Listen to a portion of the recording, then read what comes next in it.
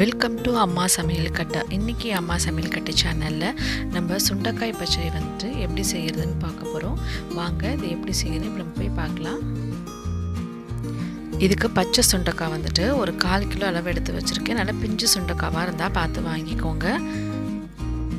அப்புறம் துவரம் பருப்பு ஒரு 3 டேபிள் ஸ்பூன் அளவு எடுத்திருக்கேன். இதை நல்லா கழுவிட்டு இதை வேக வச்சு எடுத்து வச்சுக்கோங்க. ரொம்ப குழஞ்சிட வேண்டாம், கொஞ்சம் வெற வெறையாக இருக்கட்டும். இப்போ ஒரு கடாயில் வந்துட்டு 1 டேபிள் ஸ்பூன் அளவுக்கு நம்ம எண்ணெய் ஊற்றிக்கலாம். எண்ணெய் நல்லா காஞ்சதும் 1 டீஸ்பூன் வந்து கடுகு போட்டுக்கலாம். கடுகு நல்லா வெடிச்சிடட்டும். வெடிச்சோன்னா கொஞ்சம் உளுந்து போட்டுக்கலாம். அப்புறம் 1/2 டீஸ்பூன் அளவுக்கு ஜீரகம் போட்டுக்கிறேன். அப்புறம் கருவேப்பிலை, 2 பச்சை மிளகாவை இந்த மாதிரி கீரி போட்டுக்கலாம். இதை லைட்டாக நம்ம வதக்கிடலாம். இப்போது இதில் வந்து நான் ஒரு பெரிய வெங்காயம் வந்து இந்த மாதிரி பொடிசாக கட் பண்ணி சேர்த்துக்கிறேன். நம்ம வெங்காயத்தை வந்து நல்லா வதக்கி எடுத்துக்கலாம். இப்போ பாருங்கள், வெங்காயம் வதங்கிடுச்சு. இப்போ ஒரு தக்காளி நம்ம சேர்த்துக்கலாம். தக்காளி இப்போ நல்லா நம்ம வதக்கிக்கலாம்.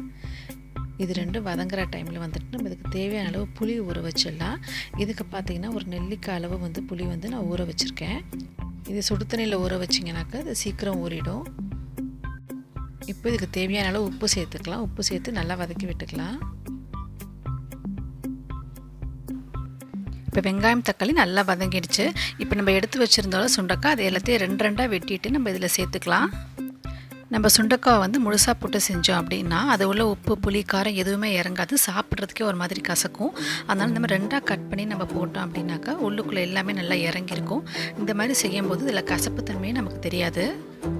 கொஞ்சம் நேரம் எண்ணெயில் நல்லா வதங்கினதுக்கப்புறம் 3/4 டேபிள் ஸ்பூன் அளவுக்கு நான் கலந்த மிளகாய்த்தூள் சேர்த்துருக்கேன். மிளகாய்த்தூள் கலந்ததுக்கப்புறம் அது கொஞ்சம் நேரம் எண்ணெயில் இந்த மாதிரி வதக்கிடலாம். வதக்கினதுக்கப்புறம் நம்ம எடுத்து வச்சுருக்கோம்ல புளி, அதை நம்ம கரைச்சி வச்சு அந்த தண்ணி அதில் சேர்த்துக்கலாம். புளி தண்ணி கலந்ததுக்கப்புறம் நம்ம வேக வச்சு எடுத்து வச்சுருக்க துவரம்பருப்பையும் அதில் சேர்த்துடலாம். துவரம்பருப்பு பாருங்கள் நல்லா கொஞ்சம் வெறையாக இருக்குது, நல்லா குழைவாக வேகலை. இந்த மாதிரி தான் அதுக்கு வேகணும். அப்போ தான் வந்து பச்சடி வந்து சாப்பிட்றதுக்கு நல்லாயிருக்கும். இல்லைன்னா அது மாதிரி குழம்பு மாதிரி ஆகிடும். இப்போ இதை நல்லா மிக்ஸ் பண்ணி விட்டுட்டு இதில் இன்னும் கூட கொஞ்சம் தண்ணி சேர்த்துக்கலாம். ஏன்னா சுண்டக்காய் வேகிற அளவுக்கு தண்ணி வேணும். இப்போ இதை மூடி போட்டு மூடியாச்சு. ஒரு 20 நிமிஷத்துக்கு அப்புறம் நம்ம திறந்து பார்க்கலாம். இது இப்படி தான் இருக்குது. கொஞ்சம் தண்ணி வற்றிருக்கு. இன்னும் கூட கொஞ்சம் தண்ணி நல்லா வற்றணும். இப்போ கொஞ்சம் போல் தண்ணி வற்றிருக்கு. இதுதான் கரெக்டான கன்சிஸ்டன்சி. இப்போ வந்து நம்ம ஸ்டவ்வை ஆஃப் பண்ணிக்கலாம். கண்டிப்பாக இந்த பச்சடி ரெசிபி எல்லோரும் ட்ரை பண்ணி பாருங்கள். சுண்டக்காய் வந்து ரொம்ப உடம்புக்கு நல்லது.